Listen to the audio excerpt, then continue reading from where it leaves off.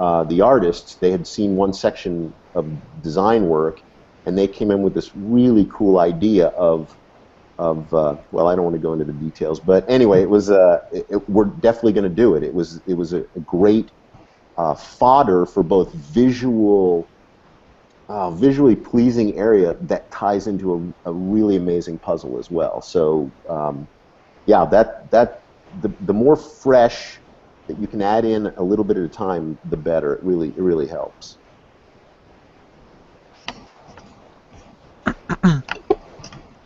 Okay, cool. I wanted to just ask a question a bit about the puzzle design, obviously with Myst and how now with Obduction. With Myst in particular, some of the puzzles, I mean, a lot of the puzzles were very intricate in terms of the solution, but I guess there was also that sort of layer of ambiguity to things where there weren't any obvious clues, and it was kind of left up to the player to kind of work out exactly what was happening, and all these puzzles were intertwining. How did you manage to accomplish something like that without being too easy or way too hard? And how important was testing in that whole process? Yeah, depending on who you talk to, it was either too easy or too hard. So it depends on your point of view and how much you like puzzle games versus how much you like just exploring, I guess. I think a lot of it has to do with just personal feeling. I mean, honestly, Robin and I, when we did Myst, it was really a lot of just intuitive design. We felt like we were adding puzzles in. And to be honest with you, even on Myst Island, they didn't feel all that integrated into the environment. I mean, I mentioned this previously recently, but it's like, okay, there's a clock tower there with a bunch of gears and a couple handles and some numbers on it, and it opens a gear on the other side of the island. And it's like, okay, it's obvious. We had to build the story that these were arbitrary kind of vaults that had these protection mechanisms in order to support the idea of these crazy devices that you had to figure out. But it worked for the most part. It worked for the time. I think at the time, and with what all products were available, it seemed to satisfy people. I think for Riven, we went crazy with that, and we decided that the puzzles needed to fit into the environment much more realistically. That it wasn't going to be just fake vaults that we were building, but we were trying to really make the environment have a part in that. And so a good example of that is at one point you go into this whole island that was used for making books. You kind of slide in on the cart that the logs were coming in on, and then you have to climb through the boiler that the paper was actually pressed and boiled on and used to dry, and so the puzzles were more tightly integrated, and I think that's a good way to go, and I think that's how we go now. That's the way we want to do it now, and that's how we're looking at Obduction. Is that same way? Is intricately in making those puzzles try to fit the environment and the story around it. Now, as for whether they're too hard or too easy in testing, that one we realize we can't please everybody. It's just going to be, we've got to kind of use our own best judgment, except that when we're near the end, we will bring, well, I'll say this. At the beginning, we actually walk people through like it's a D&D game. We've already done that with a few people here at the office with a couple of the worlds that we've done. We sit them down and we explain, okay, you're standing in the woods and there's a thing to your left and a thing to your right. Now, what do you want to do? And they say, well, I want to walk to that thing and open it up. And we tell them, oh, you're dead. No, please don't say that. But anyway, that's like a very classical approach, yeah. It's like... Yeah, but it gives us at least a very early feel of whether we're on the right track or not. But then later on, when we get something that's walkable and playable, and so people can have the experience, we just sit behind their backs and we watch what they do. And we bring in a couple people so we can listen to them talk to each other, and we tell them they can't do anything wrong because if there's problems, it's our problems, not theirs. And we try and see what we might have to make a little easier or a little bit harder. But a lot of it is instinctive. That probably is, you mentioned something I picked from one of the users' questions. Aaron is asking, basically, what are the most challenging factors when you're designing a game that it's a balancing act between being story-driven and being puzzle-driven.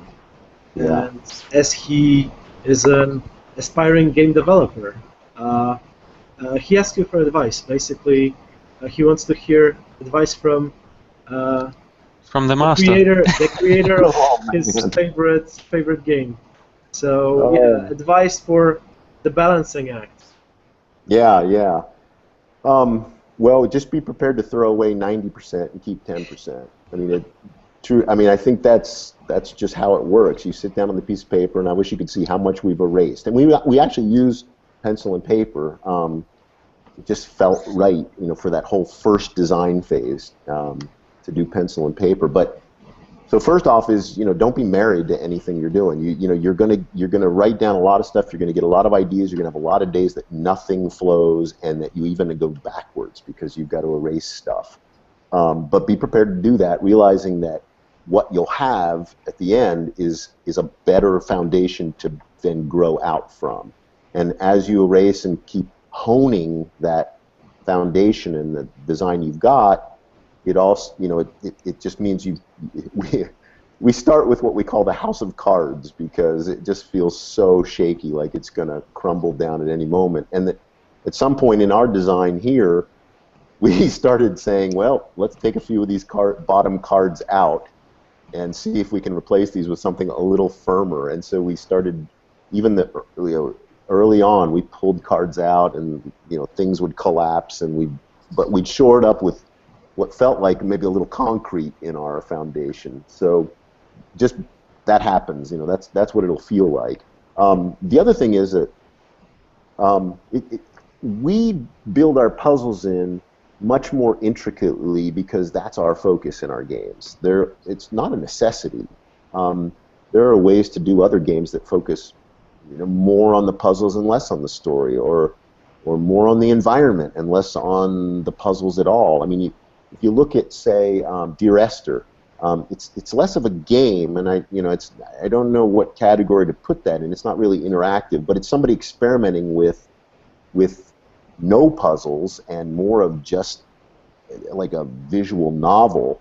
Gone Home is not a huge environment. It's just a house, so the environment itself is very small, and there's lots of little things you can click on everywhere, but it feels like the story is much richer and has a chance to kind of tweak you emotionally a little bit more. If you look at The Room, it feels like it's a very small space. There's a lot of story, but it feels like it's almost a skin on there, but the puzzles are very intricate, and the focus is on those puzzles. And so everybody kind of interprets the way those things fit together in a different way, and there's not a right and wrong way. We definitely, I think from our point of view, are trying to balance those all very, maybe in a way it's much more balanced. We're trying not to weight toward any one of those. We're trying to keep them all balanced, and that's just what we do. Cool. Another recurring question, basically, because like from our perspective, from GOG's perspective, we have plenty of classic exploration adventure games. We also got some fresh indies. So some of them are really retro style. So they're like a kind of embracing the pixel art point and click approach, exploring the best of the best in a way. But some of them are, having completely different approach to this genre and to this storytelling. And some of the users are asking, do you think maybe Oculus Rift actually might be a technology that, could be used in games like Myst today? How technology can add to this genre? Yeah, that's a good question. I think that the Oculus Rift in particular, and a lot of times technology, is mostly driven by the indie market. The only time it's not is when somebody comes out with a successful platform that has new technology built into it, like, say, the Wii. or the Xbox One that's got Kinect technology built into it. That technology will just be used automatically. But new stuff like the Oculus Rift that is kind of spreading its wings and seeing what it can do, I think the indies are the ones where new design specifically for that new technology is going to come from. And I'll explain. I mean, and this is, I'm sure everybody kind of understands this, but when you're doing something for the mass market, you can't assume that everybody's going to have an Oculus Rift. You can't just make a game if you're a big publisher and going to spend bazillion dollars on a game. You can't just say, oh, and by the way, you have to have an Oculus Rift to play this, because you're going to limit your market way too much to ever recover your costs. But an indie developer doesn't feel those same constraints. He's going for what's called the long tail. He says, I don't have to have as many sales to recoup my development. I'll do this with a small team, and I'll take the strengths and the interesting things that this new technology throws in, and I'll make a game specifically for that thing.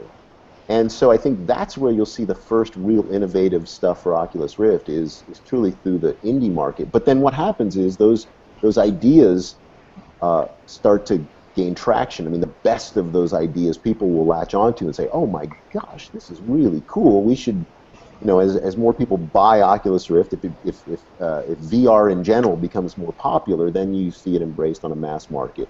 And once again, I'm kind of stating the obvious, but I really do think that the innovative, just reinforcing the fact that the innovative stuff takes place really now more than ever in the indie end of things. I think that's great.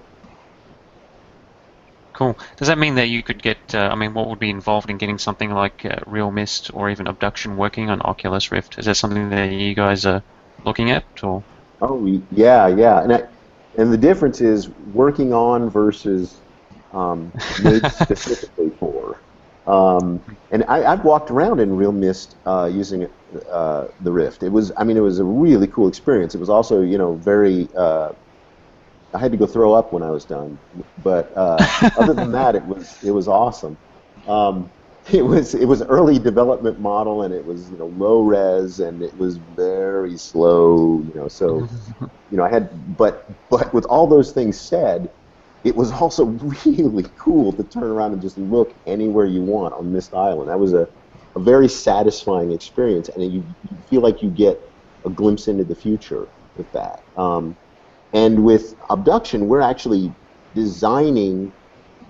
realizing that people will play this with the Rift, and that will be a way that people experience it. So we don't want to constrain it so that you have to have it, but we also want to. It's that box I talked about when we first started. If we kind of use one of the sides of that box as saying, what if somebody wants to play this with an Oculus Rift, then we can design it smartly so that it works with it, so that the user interface works well and the cursor feels like it fits if you're wearing the Rift and those kind of things. And I think you'll see more and more of that from lots of developers.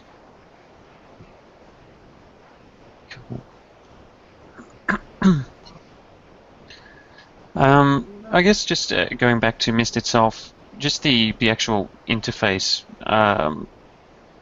There's very little game-specific things in there. There's no map. There's no inventory.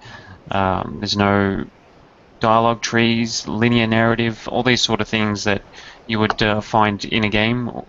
Apart from being able to go file, save, there's very little apart from just what was I guess the question is, how did you come about that sort of interface, but also how did technology, or was there any sort of technical limitations that kind of led into that, or were there things that you wanted to put in that you couldn't, or you did put in that you took out? That's a good question. I think there's probably two answers to that.